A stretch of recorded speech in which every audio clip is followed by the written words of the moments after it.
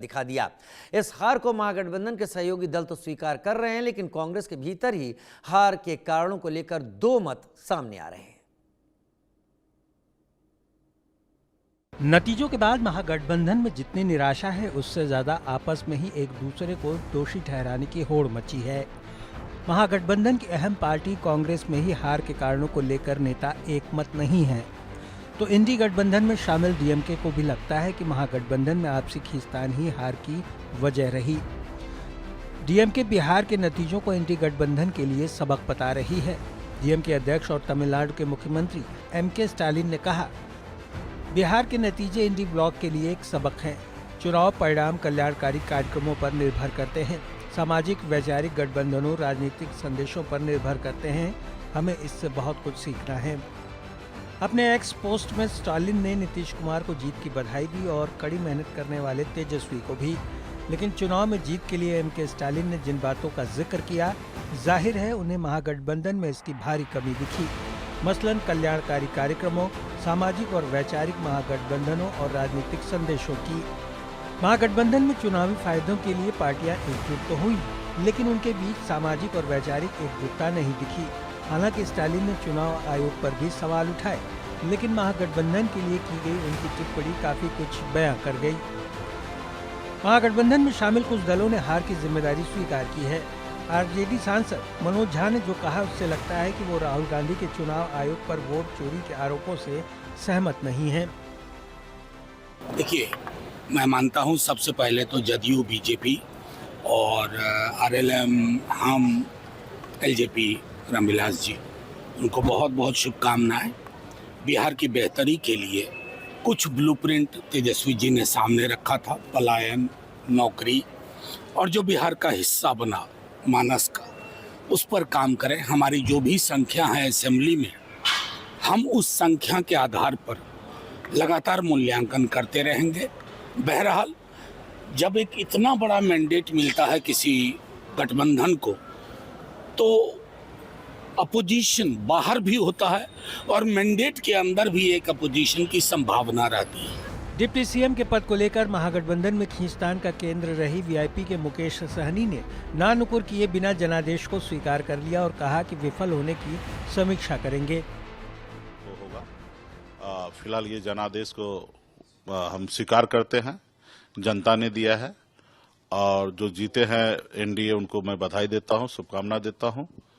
बस उससे आग्रह करता हूँ कि जिस नाते आपने वोट लिया है, खास करके हमारी माता बहन को आपने उनको बलगा के कि आपने 10,000 रुपये का किस्त आपने दिया है और आपने कहा कि हम 1,90,000 रुपये सरकार बनने के बाद हम देंगे, और ये बड़ी संख्या है, 1.5 करोड़ माता बहन है, और उन्होंने यही उम्मीद से आपको वोट दिया है।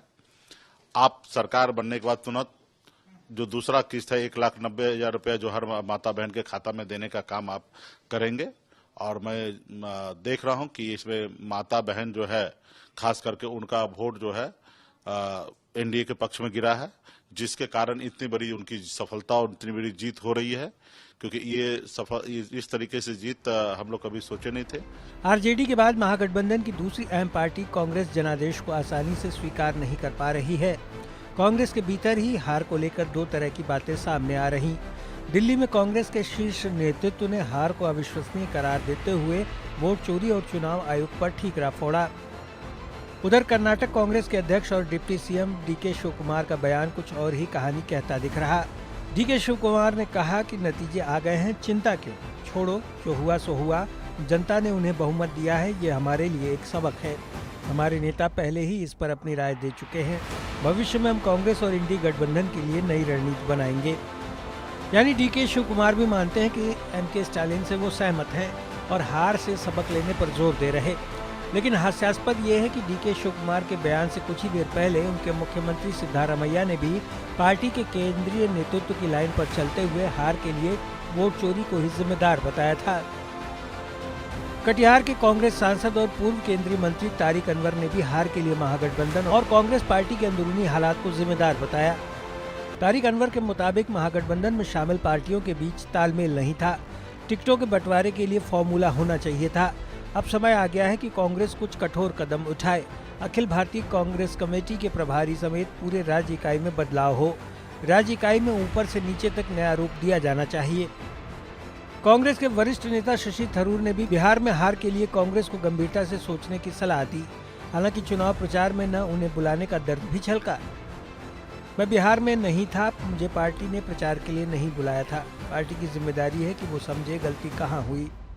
बिहार में हार को लेकर कांग्रेस के अंदर ही दो मत और इंडी गठबंधन के सहयोगी दलों का महागठबंधन को सबक लेने की नसीहत। राहुल गांधी, अखिलेश यादव जैसे वरिष्ठ नेताओं की बिहार में मौजूदगी, ये सारी चीजें कोई असर नहीं दिखा सकी। अगले साल तमिलनाडु में भी विधानसभा चुनाव होने हैं। बिहार के नतीजों से क्या डीएमके को लगने लगा है कि इंडी गठबंधन में आपसी सामंजस्य नहीं बैठा तो तमिलनाडु में इंडी गठबंधन के बड़े नेताओं की उपस्थिति में भी कोई कमाल नहीं हो पाएगा। Bureau report, India news. दो खास मेहमान हमारे साथ चर्चा में साथ जुड़ रहे हैं। मनीष कुमार पांडे हमारे साथ प्रवक्ता भारतीय जनता पार्टी इस वक्त जुड़ रहे हैं और संजय कुमार राजनीतिक विश्लेषक के तौर पर हमारे साथ जुड़ रहे हैं। बहुत स्वागत है आप दोनों का, क्योंकि जब परीक्षा हो जाती है तब एक्सपर्ट के साथ पेपर को लेकर चर्चा करना आगे आने वाले दिनों के लिए बहुत बेहतरी और उसके सॉल्यूशन सामने रखता है। मनीष जी, पहला रुख मैं आप ही का कर लेता हूं। इस वक्त भारतीय जनता पार्टी ने जो मैंडेट हासिल किया है एनडीए के साथ, एनडीए के अम्ब्रेला के साथ, ये अप्रत्याशित है, ऐसा मुकेश कुमार सहनी भी कह रहे हैं, ऐसा इशारा स्टालिन भी दे रहे हैं, और सच तो यह है कि अंदर खाने ऐसा इशारा सभी दे रहे हैं। हालांकि राजद और कांग्रेस के खेमे से इस इशारे को स्वीकार करने वाली बातें नहीं सामने आ रही। लेकिन क्या वाकई ये जो मैंडेट मिला है, ये मैंडेट इस जीत के साथ ऐसी जिम्मेदारी सामने लाया है जिस पर मेरे ख्याल से हर महीने महागठबंधन के लोग आपके ऊपर टीका टिप्पणी जरूर करने वाले हैं? नहीं, देखिए, आपने बहुत अच्छा विषय उठाया है और मैंने परिणाम के बाद, या कहें कि रुझान के बाद, मैंने दोपहर में ही एक टीवी डिबेट में मैंने कहा था कि यह एनडीए के लिए चुनौती है। इस प्रकार का जब मैंडेट मिलता है किसी भी सरकार को, तो उसको या उससे बेहतर परफॉर्मेंस अगले चुनाव में कैसे सरकार कर पाए, उसके लिए बड़ी चुनौती होती है उस सरकार के लिए जो वाकई अपनी जिम्मेवारी को ठीक ढंग से समझती है, जिसको लगता है कि नहीं, जनता अगर देती है तो छप्पड़ फाड़ के देती है। तो ये छप्पड़ तो फटा है आप लोगों का। हाँ, नहीं, इसीलिए मैं कह रहा हूं कि जनता देती है तो छप्पड़ फाड़ के देती है। और देखिए, मैं इसलिए बार बार कह रहा हूं कि ये चीजें कोई एक दिनों में नहीं हुआ है। जैसे कि वादा, घोषणा पत्र, संकल्प पत्र, तेजस्वी पत्र तो दोनों पार्टियों ने, दोनों गठबंधनों ने किया था। बड़े बड़े वादे किए गए थे, हमसे भी बड़े वादे किए गए थे। लेकिन डिपेंड करता है कि आपका भरोसा कितना है जनता पर, जनता आप पे कितना भरोसा करती है। यह एक महत्वपूर्ण विषय जब चुनाव आता है ना तो आ जाता है। और यही चीज हमने 2020 के भी चुनाव में देखा था, जब तेजस्वी जी 12,000 वोट के हिसाब से वो गठबंधन कम रह गया था और जनता कहीं ना कहीं तेजस्वी जी पर विश्वास नहीं कर पाई थी, जबकि माहौल इस बात से कहीं बेहतर था। और इस बार जब झूठे वादे किए गए जनता के साथ, झूठी उम्मीदें जगाई गई, न होने वाले काम की चर्चा की गई और प्रोपेगेंडा किया गया, खास करके लोकसभा के चुनाव में। देखिए, एक बात मैं बताऊं आपको, हालांकि इसको आप राजनीतिक रूप से लेंगे, कि लोकसभा चुनाव में जिन जिन राज्यों में बीजेपी को नुकसान पहुंचा, वहां जो विधानसभा के चुनाव हुए, वहां की जनता ने इसी प्रकार से छप्पड़ फाड़ के वोट किया। लेकिन बिहार में स्थितियां कुछ इसलिए अलग रही कि यहाँ पर हमारी गठबंधन की सरकार रही है, यहाँ एनडीए सरकार के रूप में शामिल है, अकेले बीजेपी शामिल नहीं है। और यह नीतीश कुमार जी की जो यूएसपी रही और बाद में नरेंद्र मोदी जी के आने के बाद डबल इंजन की जो ताकत बनी और उससे जो भरोसा, अब जैसे हमने बाढ़ के रोकथाम पर चर्चा किया, मैं कम शब्दों में ही रखूंगा बात को। अब बाढ़ को अगर हमने मुद्दा बनाया अपने संकल्प पत्र में, तो उसके लिए पहले से 11,500 करोड़ रुपए हम दे रखे वहां के कोसी मेची परियोजना के लिए। यानी जो बातें हमने करी है अपने संकल्प पत्रों में, उस पर कहीं ना कहीं केंद्र सरकार के फंड से पहले से काम शुरू हो रखा है। तो जनता को के बीच में एक भरोसा कि नहीं, वो कहां से कर पाएगा और ये कैसे कर पाएगा, मैंने एक डिबेट में कहा था कि देखिए 2006-7 में जो बच्चियां स्कूल जाती थी, जिनको साइकिल योजना, पोशाक योजना या छात्रवृत्ति योजना का लाभ मिला, सही कह रहे हैं, कुछ माँ है 2025 में वो बच्चियां मां बन गई, जी। मां बन गई। और ये भरोसा तब से आज का भरोसा है। आप उनको कहेंगे 10,000 दे दिया इसलिए वोट मिल गए। मुझे लगता है यही गलतफहमी विपक्ष को हो गई थी कि ऐसा नहीं होगा। ये एक दिनों का भरोसा नहीं है, यह लगातार चलने वाला भरोसा है, जिसकी वजह से इस तरह का मैंडेट आए। और विपक्ष में चाहे वो कांग्रेस हो या राजद हो या कोई भी पार्टी हो, आपको मुकेश सहनी ने ही जो कहा, तो वो तो चुनाव हार गए थे 2020 में, जीत भी नहीं पाए थे। और तब हमने उनको अपने कोटे से एमएलसी बनाया और हमने अपने कोटे से मंत्री बनाया। तब वो कहीं आज की तारीख में कहते हैं, राहुल जी की यात्रा में कह रहे थे कि वोट की ही ताकत है कि एक अति पिछड़ा का बेटा बिहार सरकार में मंत्री बना रहे। भैया आपकी कहां ताकत है? वो तो एनडीए की ताकत थी, भारतीय जनता पार्टी की ताकत थी, जिसने हारे हुए व्यक्ति को भी एमएलसी बना दिया और मंत्री बना दिया। तो देखिए ये जो ईमानदारी पूर्वक प्रयास था ना, ये उसकी जीत है। और दी तो छप्पड़ फाड़ के जनता दी। जब भरोसा होता है जनता का तो यही है, सेवा मन से करो तो मेवा भी पूरा पूरे भरपेट खाओ। थोड़ा सा लड्डू लड्डू बनवा के बंटवाइए तो वो बंटता नहीं दिख रहा, आप लोग खुद खा रहे हैं। खैर संजय मतलब खास स्वाद ले रहे हैं, जनता है।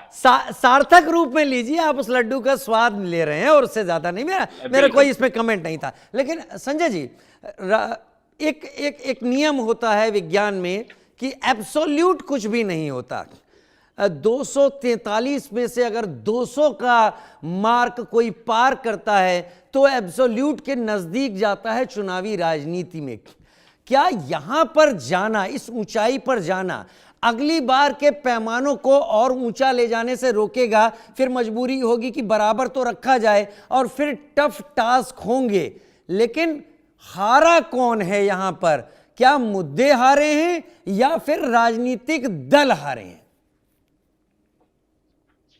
नहीं, मैं मानता हूं कि राजनीतिक दल हारे हैं। मुद्दे तो अभी भी वही है। क्या शिक्षा में बिहार बेहतर कर गया? क्या क्वालिटी एजुकेशन बच्चों को मिल गया? क्या स्वास्थ्य सिस्टम यहाँ का ठीक हो गया? क्या लोगों को नौकरी और रोजगार मिल गई? ये मैं मानता हूं कि मुद्दे तो अभी भी वही हैं। हाँ, राजनीतिक पार्टी हारी है कि एक बार फिर से एनडीए गठबंधन पर लोगों ने भरोसा जताया। अब ये कितने खरे उतरेंगे? अभी बता रहे थे ना कि कोसी मेची नदी को हमने जोड़ दिया तो इससे बाढ़ का प्रबंधन हो जाएगा।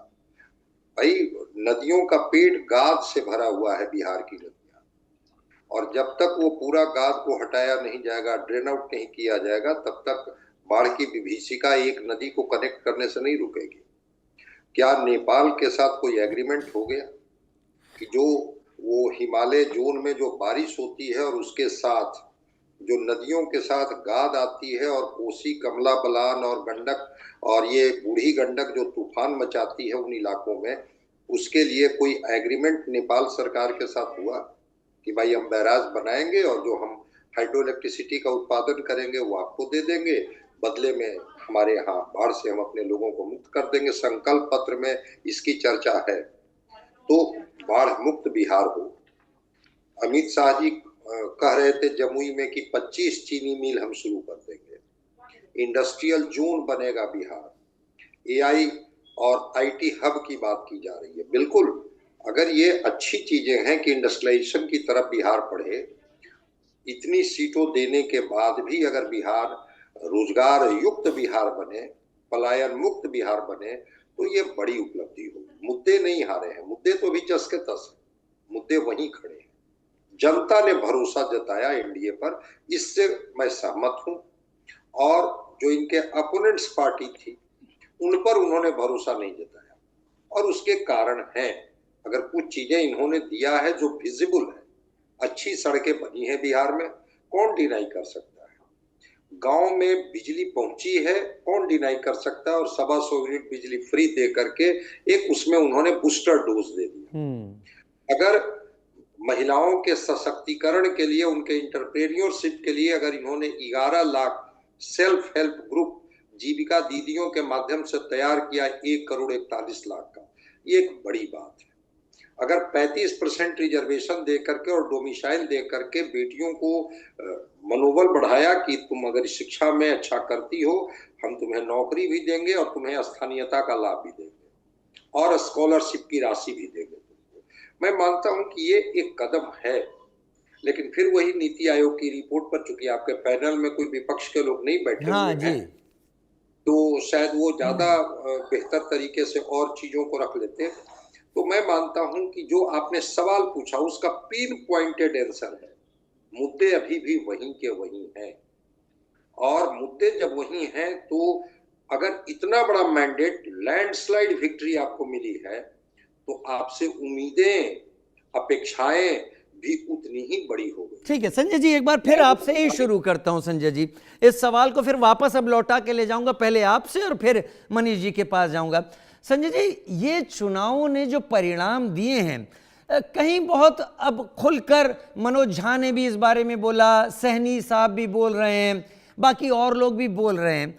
वो कह रहे हैं कि महिलाओं की नब्ज तक पहुंचना बहुत मुश्किल होता है कि गांव की महिला, कस्बे की, शहर की, या फिर बड़े महानगर हैं जो बिहार के, जैसे पटना की बात करें, ये महिलाओं की सोच अलग है, लेकिन अक्रॉस द फीमेल वोटर्स एक जैसी पहुंच बना लेना, ये इस पूरे चुनाव का एक टर्निंग पॉइंट रहा। क्या ये पूरे देश को एक संदेश दे रहा है बिहार का चुनाव, संजय जी? जी बिल्कुल दे रहा है, लेकिन आप इसको थोड़ा सा समझेंगे, 1 मिनट हमें समय देंगे तो। नीतीश कुमार ने जो ट्रांसफॉर्म किया है महिलाओं को, वो जनरेशनल पॉलिसी स्कीम के तहत उन्होंने ट्रांसफॉर्म किया है। वो कोई 2025 में मनोज झा जी को और मुकेश सहनी को दिखाई पड़ रहा है, तो वो अलग दृष्टि से देख रहे हैं। बिहार जो कास्ट रिडन सोसाइटी है, जहां जातीय खांचे और सांचे में बटा हुआ समाज, जिसमें पुरुष भी हैं महिला भी हैं, उसको डाइल्यूट करना और फिर उन महिलाओं का एक अलग कंस्टिट्यूएंसी तैयार करना, ये कोई 1 साल का करिश्मा नहीं है जी। ये 2005 से योजना शुरू होती है, 6 में, जब वो महिलाओं, बच्चियों को साइकिल पोशाक मिलती है और वो कतारों में जब महिलाएं जाती हैं, वो बच्चियां जाती हैं हाई स्कूल में पढ़ने, वो साहस नीतीश कुमार ने दिया। ये 6 में और 7 में नगर निकाय चुनाव और पंचायतों में 50% का रिजर्वेशन महिलाओं के लिए एक बड़ी बात थी। वर्ल्ड बैंक से 60,000 करोड़ रुपए का ऋण लेकर के और जीविका दीदी साथ में योजना शुरू करना, ये कोई बहुत आज की बात नहीं है। और उसके बाद क्रमशः उनको नौकरी में रिजर्वेशन, चाहे वो पुलिस भर्ती हो, चाहे वो शिक्षक भर्ती हो, और उसके बाद सेल्फ इंटरप्रेन्योरशिप के लिए उनको महिला उद्यमी योजना से जोड़ना, और बाद में फिर मुख्यमंत्री महिला रोजगार योजना के लिए 10,000 रुपए की राशि मुहैया कराना। देखने का नजरिया उनको लग रहा है कि बस ये अभी कुछ इन्होंने शुरू किया और वही एक नैरेटिव बन गया, और वो महिलाएं जो थी, वो रूरल महिलाएं जो थी, अर्बन डिस्कोर्स की महिलाएं जो डिस्कोर्स में चीजें आ गई, और बस ये एनडीए के साथ महिलाएं खड़ी हो गई। ये जनरेशनल पॉलिसी का पार्ट है, जिसको 2005 में नीतीश कुमार आप सही कह रहे हैं सर। मैं यहाँ पर थोड़ा रोकना चाहूंगा, क्योंकि आपने अपनी बात को रख दिया पूरी तरीके से। ये आज ये पौधा इतना बड़ा वृक्ष बना है ऐसा नहीं, आप यही कह रहे हैं, और ऐसा ही कुछ मनीष जी भी कह रहे थे कि इसको आज के परिप्रेक्ष्य में देखा जाएगा तो हल समझ में नहीं आएगा, इसको पीछे से देखा जाएगा तो शायद समझ में आ जाएगा कि आज ये परिणाम क्यों मिल रहे हैं। शायद इसीलिए बीजेपी एक लंबी प्लानिंग के साथ चल रही थी, और जो वर्तमान विपक्ष अब भी है, और जो कमज़ोर विपक्ष है, वो भी सोच रहा था कि हम कमाल कर देंगे। मनीष जी, क्या मतलब, क्योंकि आप बीजेपी से हैं, मैं उम्मीद करता हूं कि आपका जवाब किस तरफ टिल्ट करेगा, लेकिन वो होना लाजमी भी है। सवाल मेरा ये है कि क्या जातीय खांचों में फिट बिहार, जो पहले जातीय और साथ ही धार्मिक खांचों में भी फिट था, जहां पर माई समीकरण को इतना प्रचारित किया गया कि अब भी अगर माई की बात करते हैं तो लोग महिला युवा की बात नहीं करते, लोग मुस्लिम यादव समीकरण तुरंत सोचते हैं, इतना दिमाग में बैठ गया है, वहां बीजेपी ने या प्रधानमंत्री ने क्या इसकी तोड़ खोज ली है कि बिहार इन सब चीजों से हटकर वोट कर रहा है? देखिए, बहुत अच्छा सवाल है आपका, और संजय जी ने अभी जितनी बातें कही, उसमें जो बातें छूट गई संजय जी से, या यूं कहें कि वह विषय नहीं था इसलिए संजय जी ने नहीं रखी, वो विषय, वो सवाल आपने पूछा है। और देखिए एक बहुत बड़ा फर्क क्या है। फैक्ट है कि 2020 में बहुत टाइट इलेक्शन हुआ था, बहुत टाइट इलेक्शन हुआ था, नो डाउट। 2020 से 2025 में वो कौन से वोटर थे जिसने ये प्रचंड बहुमत दे दिया? देखिए सच्चाई यह है कि वो जो सबका साथ और सबका विकास, और एक नारा है कि न्याय के साथ विकास, जो मुख्यमंत्री जी कहते हैं और प्रधानमंत्री जी कहते हैं।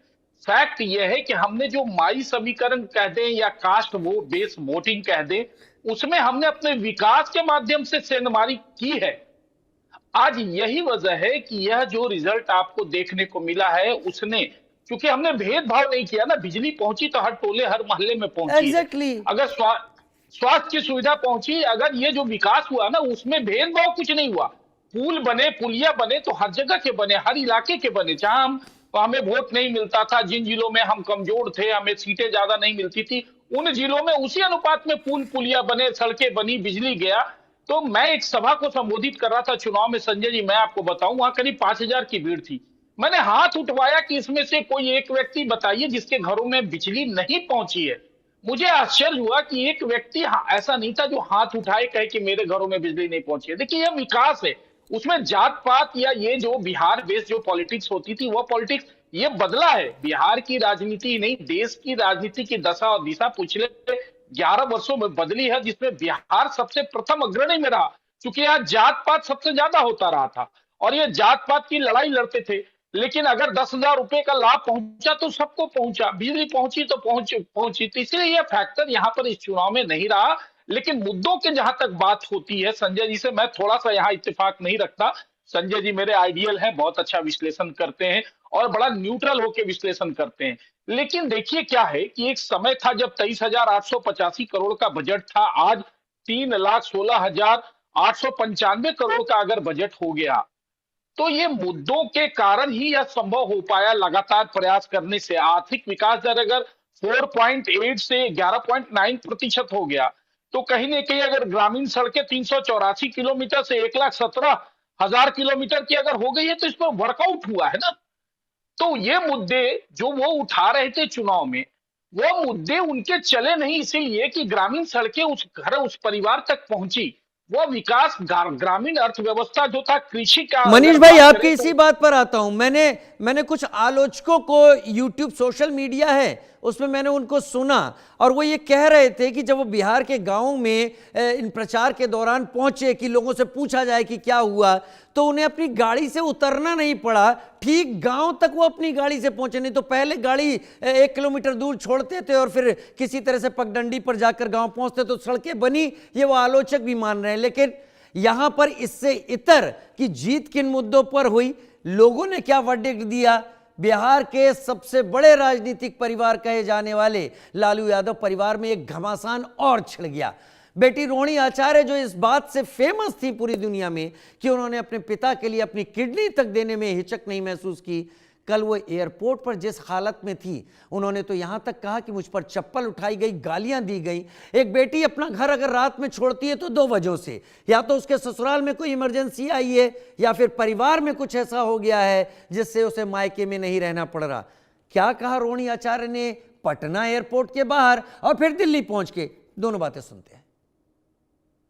ये जाकर के आप संजय, रमेश, तेजस्वी यादव से पूछिए, मेरा कोई परिवार नहीं है। वही लोग निकाला है हमको परिवार से, क्योंकि रिस्पॉन्सिबिलिटी लेना नहीं है उनको। ये जाकर के आप संजय, रमेश, तेजस्वी यादव से पूछिए, मेरा कोई परिवार नहीं है।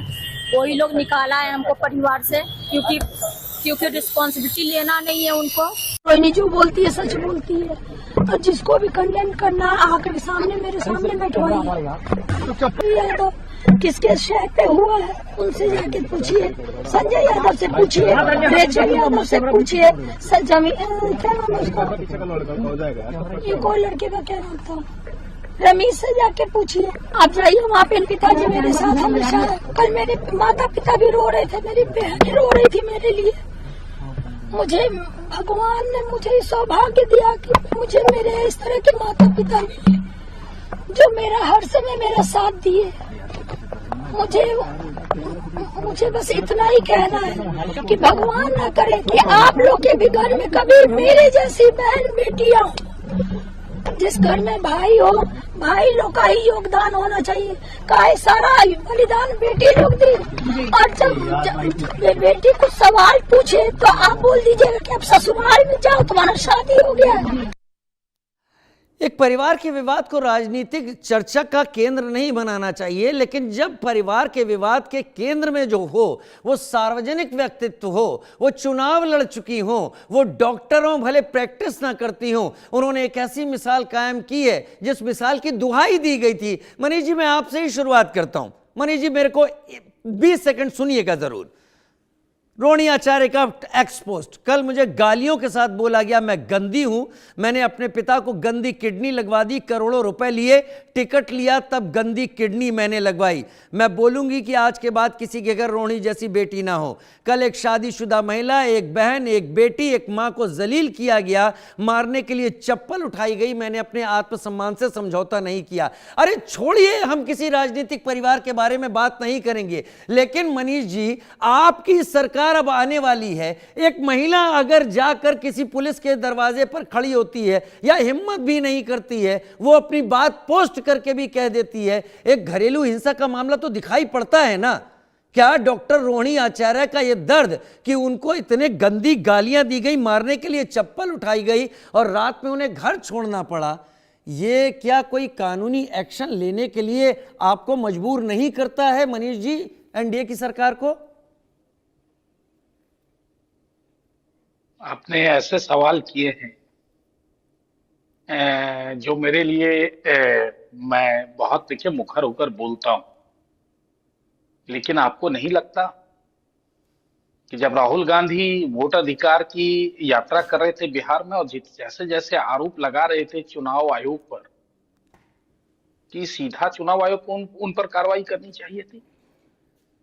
देखिए, लोकतंत्र में कभी कभी व्यवस्था सिस्टम के हाथ बंध जाते हैं, वह उसकी मजबूरी होती है। आप जिस बात की चर्चा कर रहे हैं निश्चित होना चाहिए, लेकिन मैं इसलिए बोल रहा हूं मनीष भाई कि महिला सम्मान पर पूरा चुनाव लड़ा गया और विपक्षी भी कह रहे हैं। देखिए, मेरी बात पूरी होने दीजिए। बड़ा गंभीर विषय आपने उठाया और मैं भी इसको राजनीतिक रूप से इसका जवाब नहीं दे रहा। मैं बिल्कुल एक प्रवक्ता के रूप में मैं दिल से आपको इसका रिप्लाई दे रहा हूं।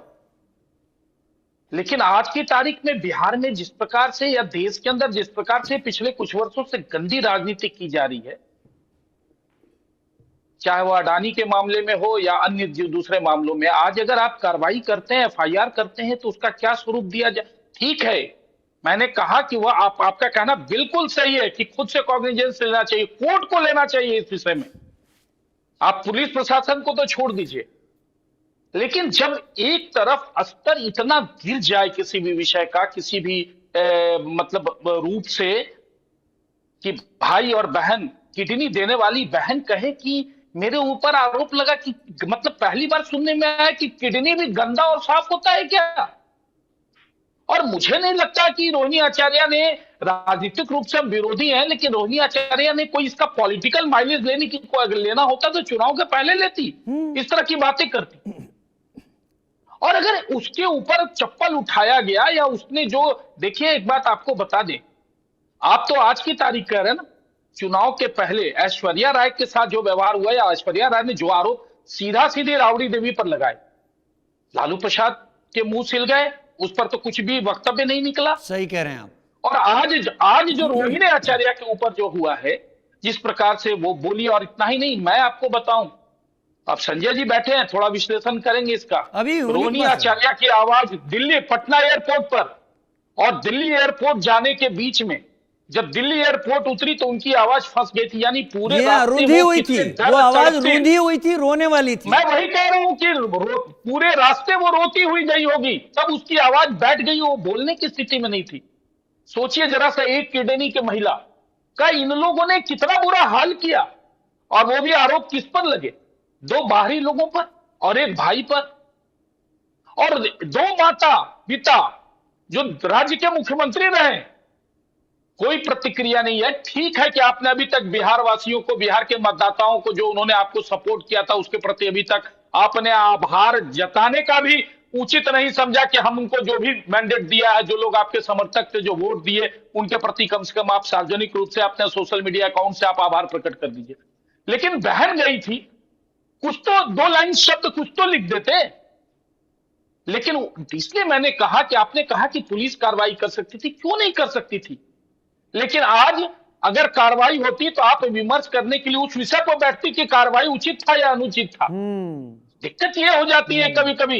इसीलिए मैंने कहा ना कि देखिए, जो सही राह चलता है ना, जो ट्रेन में टिकट लेके चलता है ना, उसके लिए ही चेकिंग है कि तुम स्लीपर में बैठे हो, एसी क्लास में बैठे हो, सेकंड एसी में बैठे हो या फर्स्ट क्लास में बैठे हो। लेकिन जो विदाउट टिकट चलता ना, ये दुर्भाग्य है, इसलिए मैं कह रहा हूं।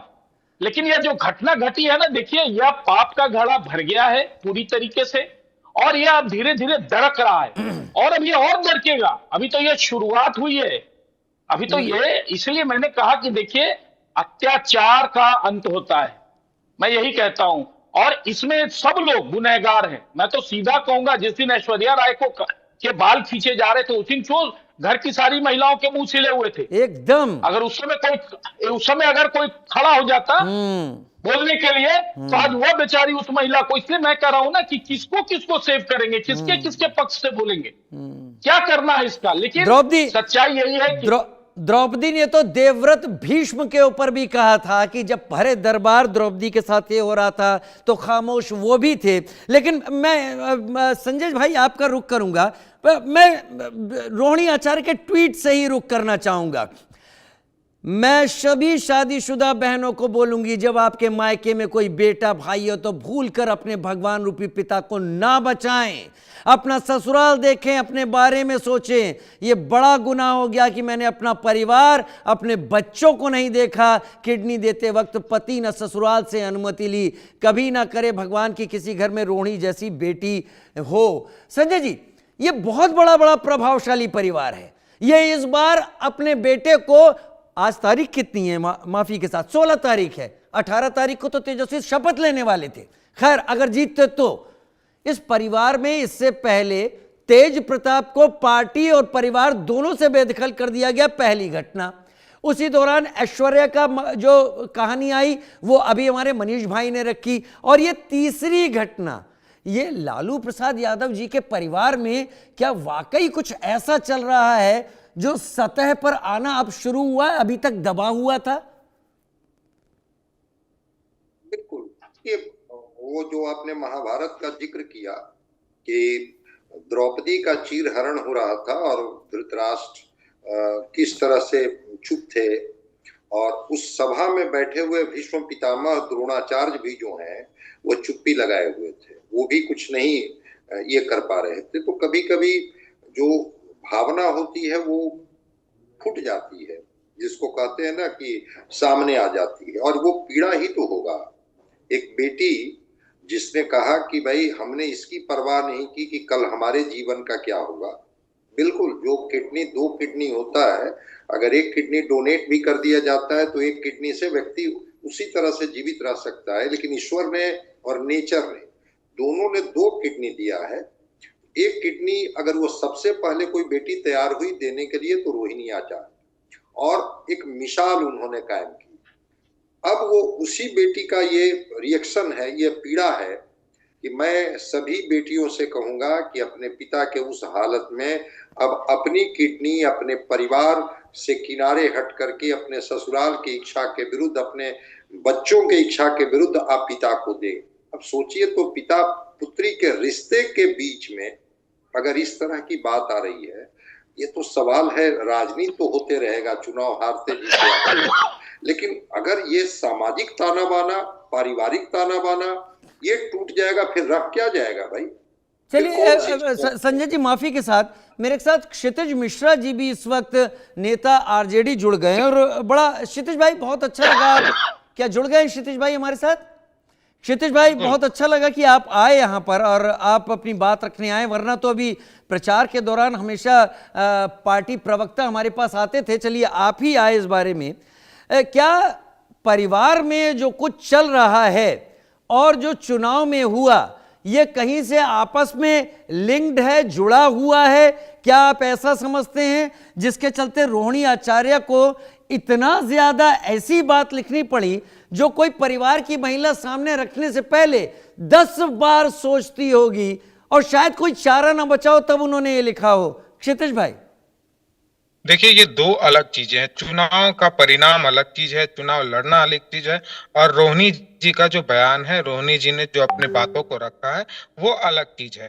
चुनाव हम इस वजह से हारे हैं, क्योंकि चुनाव आयोग सोया हुआ था। जिस वक्त कि एक दिन पहले चुनाव आयोग प्रेस कॉन्फ्रेंस करता है लेकिन डेट अनाउंस नहीं करता है, आचार संहिता नहीं लगाता है, दूसरे दिन जब 10-10 हजार रुपया डालना शुरू कर दिया जाता है और पटना मेट्रो का उद्घाटन हो जाता है, इसके बाद जाकर के चुनाव आयोग उसका घोषणा करता है। चुनाव के दौरान भी कई खातों में पैसे डाले गए। इनफैक्ट जब चुनाव का मतदान था उससे पहले भी पैसा डाले गए महिलाओं के खातों में, लेकिन चुनाव आयोग इस पर कोई बयान नहीं देता है। चुनाव आयोग के सामने कहा जाता है कि गाड़ी भेज करके ट्रेनों से लोगों को दूसरे राज्यों से बुलाया जा रहा है, जबकि किसी भी पॉलिटिकल पार्टी को मतदान चलिए ठीक है, ये आपकी तरफ से चुनाव हारने का ये स्पष्टीकरण हो गया। लेकिन रोहिणी जी का, माफी के साथ अगर आप बुरा ना माने तो, कल नहीं अभी पूरी हो सर वो मैसेज आ गया, आपने बता दिया। आपके ही नेता मनोज झा जी ने बोल दिया है कि हम बधाई देते हैं, उन्होंने ये जो कुछ भी किया वो तेजस्वी प्रण से भी कुछ क्लू लेकर उस पर काम करें तो वो अलग है। लेकिन रोहिणी जी ने लिखा, जो आपकी उम्मीदवार सारण से रह चुकी हैं पिछले लोकसभा में, कल एक बेटी, एक बहन, एक शादीशुदा महिला, एक मां को जलील किया गया, गंदी गंदी गालियां दी गई, मारने के लिए चप्पल उठाई गई। मैंने अपने आत्मसम्मान से समझौता नहीं किया, मेरा मायका छुड़वा दिया गया। क्या है ये? लालू जी का परिवार सबसे बड़ा परिवार, राजनीतिक परिवार है बिहार का। देखिए, लालू जी का परिवार निश्चित तौर पर सबसे बड़ा परिवार है और किसी भी परिवार में ऐसी परिस्थितियां नहीं हो सकती। उन्होंने किस परिस्थिति में क्या बात कही उस पर तो हमें उतनी जानकारी नहीं है, लेकिन एक आज ये डिबेट का मुद्दा तो सारे चैनलों पर मैं देख रहा हूं बना हुआ है। लेकिन नरेंद्र मोदी जी अपनी पत्नी के साथ क्यों नहीं रहते हैं? क्या उन्होंने डिवोर्स कहां दिया से है? कहां जोड़, क्या क्षितिज भाई आप कहां से कहां जोड़ रहे हैं इन चीजों को? क्यों नहीं जोड़ रहे हैं? क्षितिज भाई, एक बेटी चिल्ला रही है, तो दूर तक जानी चाहिए। एक मिनट क्षितिज भाई जरा सा रोहिणी जी ने क्या बोला, बात मत कीजिए। नहीं रोहिणी जी ने क्या बोला, जरा सुनाइए हमारे दर्शकों को, लगाइए रोहिणी जी ने पटना एयरपोर्ट और बाहर क्या बोला, सुनाइए। ये जाकर के आप संजय, रमेश, तेजस्वी यादव से पूछिए, मेरा कोई परिवार नहीं है। वही लोग निकाला है हमको परिवार से, क्योंकि रिस्पॉन्सिबिलिटी लेना नहीं है उनको। ये जाकर के आप संजय, रमेश, तेजस्वी यादव से पूछिए, मेरा कोई परिवार नहीं है। वही लोग निकाला है हमको परिवार से, क्योंकि रिस्पॉन्सिबिलिटी लेना नहीं है उनको। रोहिणी जो बोलती है सच बोलती है, और जिसको भी कंडेम करना आकर सामने मेरे सामने बैठवाइए। तो किसके शेक पे हुआ है उनसे जाके पूछिए, संजय यादव से पूछिए, रेचल यादव से पूछिए, जमीन क्या नाम है उसका, ये कोई लड़के का क्या नाम था, रमेश से जाके पूछिए। आप जाइए वहाँ पे, पिताजी मेरे साथ हमेशा। कल मेरे माता पिता भी रो रहे थे, मेरी बहन रो रही थी मेरे लिए। मुझे भगवान ने मुझे सौभाग्य दिया कि मुझे मेरे इस तरह के माता पिता मिले जो मेरा हर समय मेरा साथ दिए। मुझे बस इतना ही कहना है कि भगवान ना करे कि आप लोग के भी घर में कभी मेरे जैसी बहन बेटियां, जिस घर में भाई हो, भाई लोग का ही योगदान होना चाहिए। का सारा बलिदान बेटी लोग दी, और जब बेटी को सवाल पूछे तो आप बोल दीजिएगा कि आप ससुराल में जाओ, तुम्हारा शादी हो गया। क्षितिज भाई, सुन लिया आपने, उन्होंने कहा रिस्पॉन्सिबिलिटी लेने को कोई तैयार नहीं है। भगवान न करे किसी के घर में, आप लोगों के घर में रोहिणी जैसी बेटी हो। मेरे माता पिता रो रहे थे, मेरी बहनें रो रही थी। ये सार्वजनिक जीवन की हैं ये डॉक्टर रोहिणी आचार्य, भले प्रैक्टिस ना करती हुई चुनाव लड़ चुकी हैं। एक परिवार में एक बेटी रोते हुए जा रही है और अब तक कोई प्रतिक्रिया नहीं। कम से कम आपके सीएम पद के उम्मीदवार कुछ तो बोल दें, उनकी बड़ी बहन है। नहीं, उनको क्या बोल दे? मतलब क्या सुनना चाहते हैं आप? नहीं, और वही आपकी सुनना चाहते जो- हैं कि एक बहन दिल्ली एयरपोर्ट पर रूंधे गले से कह रही है जब कि उन्होंने उसके साथ कहा- क्या नहीं, हुआ। नहीं, आप समझ, जब उन्होंने कहा कि कोई रिस्पॉन्सिबिलिटी लेने को तैयार नहीं है हाँ। और हमको निकाल दिया है, ये कहीं से वो नहीं है। आप जब मैं सवाल पूछ रहा हूं तो आप फिर से जोहनी जी का बयान को बुला दे रहे। सुनना अगर पड़ेगा कोई सर, आज तो यही है। जीवन में नहीं हो, ठीक है, मैं आपसे एक सीधा सवाल पूछ रहा हूं, आप तो हमसे सीधा सवाल पूछ रहे हैं। जी, हम जी। भी एक सवाल पूछ रहे जी। हैं कि क्या राजनीतिक जीवन में नहीं रहेगा तो अपनी पत्नी को छोड़ देगा? अरे आप क्या कहना चाहते हैं? मैं क्या आपको, एक मिनट, बीजेपी प्रवक्ता यहां पर है मनीष जी, मैं पार्टी नहीं हूं, मैं माध्यम हूं। क्षितिज जी, मैं माध्यम हूं। मनीष जी जवाब दीजिए जरा इसका। मैं माध्यम हूं, मुझे पार्टी ना बनाए आदरणीय क्षितिज जी, मुझे पार्टी ना बनाए। मनीष जी जवाब दे। नहीं, क्या दूंगा जवाब? तो इनको बिहार की जनता ने दे दिया है। अब उसके बाद भी ये सुधरने वाले नहीं है, तो इनकी नियति भी तय हो गई है पूरी तरीके से। ये जिस घटना की चर्चा कर रहे हैं, ये लोग सब बड़ी बड़ी जानकारियां रखते हैं, लेकिन प्रधानमंत्री जी की पत्नी ने जो बयान दिया था आकर सार्वजनिक तौर पर कि मैंने राष्ट्र के लिए उनको ये किया है, समर्पित किया है, उसकी जानकारी इनके प्रवक्ता व नेता बने हुए और इनको जानकारी नहीं है, बैठ के प्रोपेगेंडा यहाँ कर रहे हैं। अरे भैया, स्क्रीन पर जो चीजें चल रही है आज, आप उससे मुंह कैसे मोड़ेंगे? आप ऐश्वर्या राय से मुंह मोड़ लेंगे क्या? जिसके बाल घसीटे गए थे मुख्यमंत्री के आवास में, राबड़ी देवी के ऊपर आरोप लगे, वो महिला पर जो शोषण हुआ, महिला का पर जो अत्याचार हुआ, आप उसकी तुलना उस घटना से कर रहे हैं, उस घटना से कर रहे हैं। और आप आज इंडिया न्यूज के दर्शकों को क्या मैसेज देना चाहते हैं अपने बयान से? कैसा मैसेज